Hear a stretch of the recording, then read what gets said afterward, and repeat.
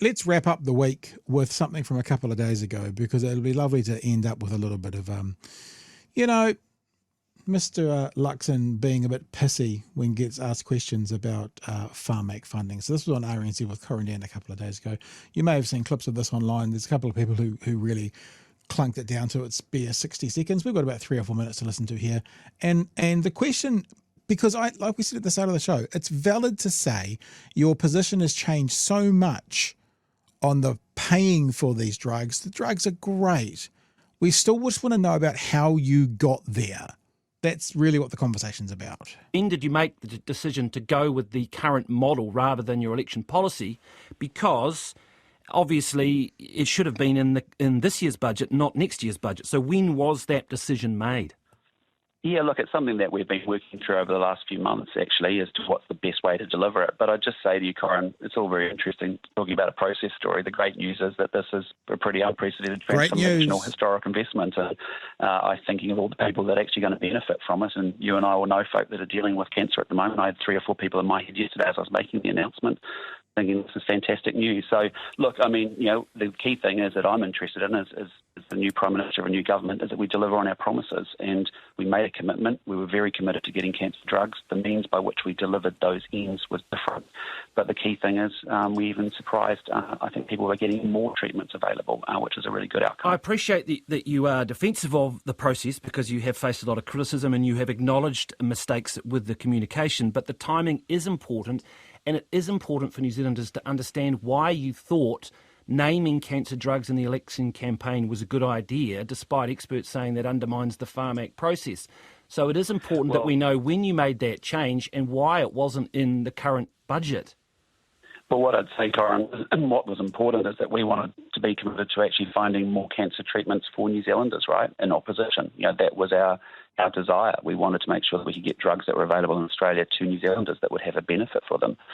We could look at running and setting up a separate process outside Pharmac. And you didn't think that would be undermining of the Pharmac process at that time? You thought you could do that without undermining Pharmac? The basic premise is this, Chewie. It's like we're going... I don't, and I guess when I say it's fair enough they do this, it's the political game.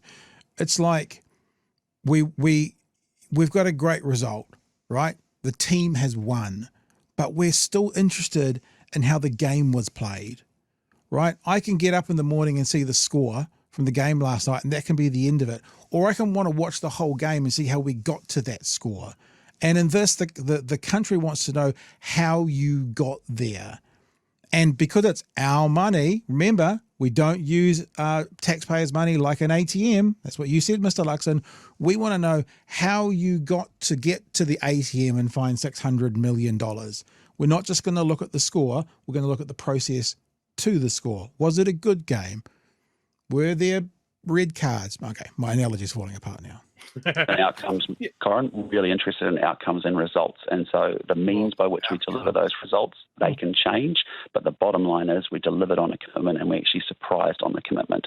That's what matters to me. And so it's great in opposition that we had an idea of a proposal to deliver more cancer drugs to Kiwis. It changed by how we've actually delivered it. But that's not the issue. The issue is actually have we delivered on the promise and said what we would do for New Zealanders, and we have.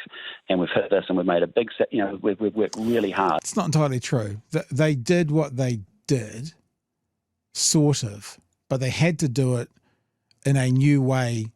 They had to pay a lot more money to get to their promise because they promised something that they couldn't deliver legally before the election.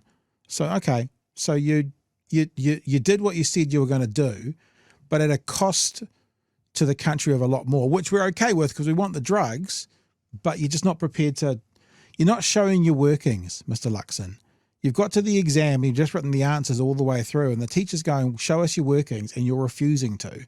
It's not okay. I will find a third analogy before this is finished, I promise you. To make sure we find a way in a process. After a major backlash and a lot of angst for cancer patients who had been factoring this in the budget. Yeah, and I just say, Corin, isn't it great? Isn't it great? The government has made a $12.7 billion investment in healthcare.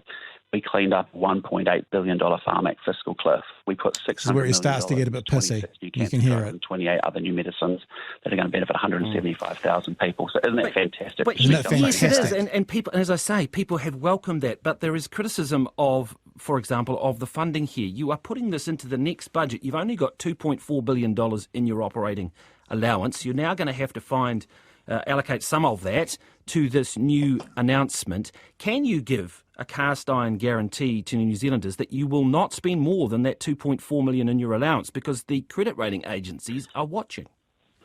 Well, I'll just say to you, Corin, we're a government that understands financial management and economic management, unlike the last crowd for the last 6 years. Yes, we've inherited a difficult situation.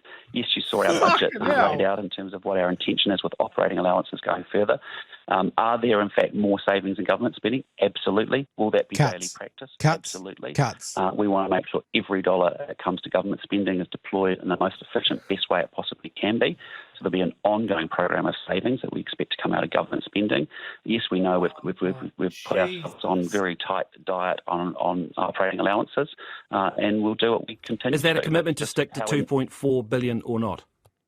Well, yes. I mean, that's what we've said in the budget. We are working to make sure we deliver on our operating allowances, unlike the last. Remember, $2.4 billion is what that's working allowances. So what Corin Dan is saying is you've already taken $600 million out of that, and you haven't even got there yet.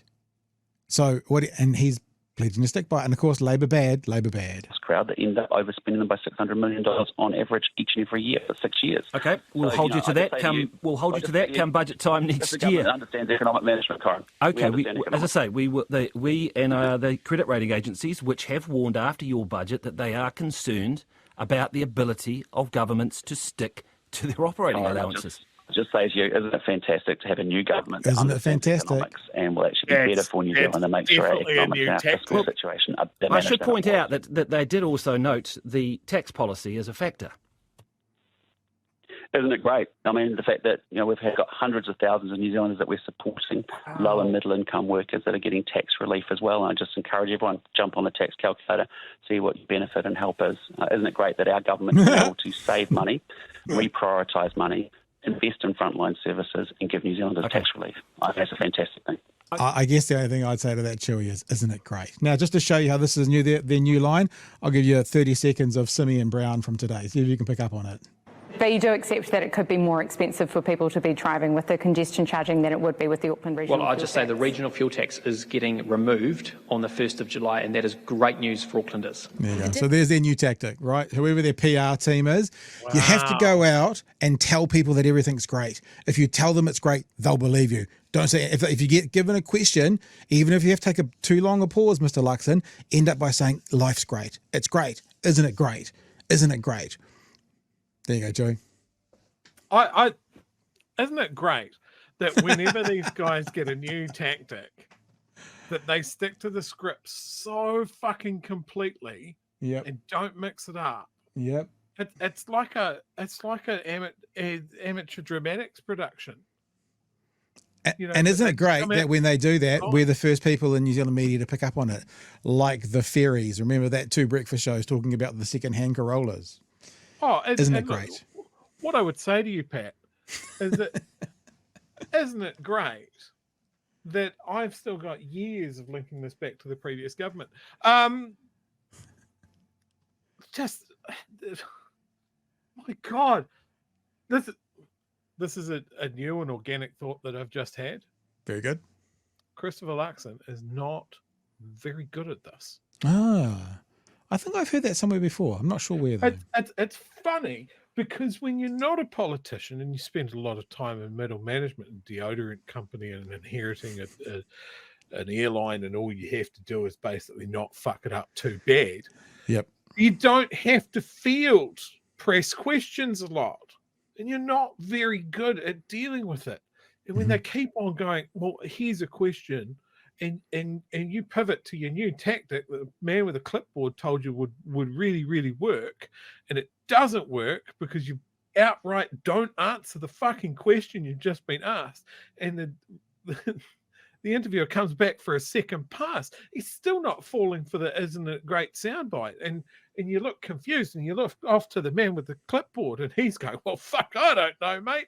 Do the hits." Oh, what I'd like to say to you is, I think I've been perfectly clear. I'm a man made of preamble and no substance. Like the whole Pharmac thing. Yes, it's good that people are getting. Isn't it great? It's great. It's great. It's great, Pat. It's fantastic.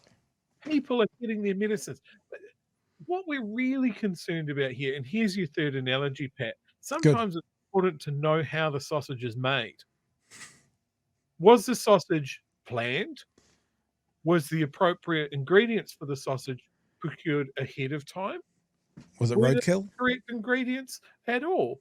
Or was the sausage made by a panicked man who shouldn't be in the butchery, flinging meat randomly until a sausage appears? Because that's what this government feels like it's doing. It's working to a plan that isn't costed, planned out at all. Then people get really big mad, and then they fucking like raiding next year's budget because you forgot the promise that you made for this year's budget is mental.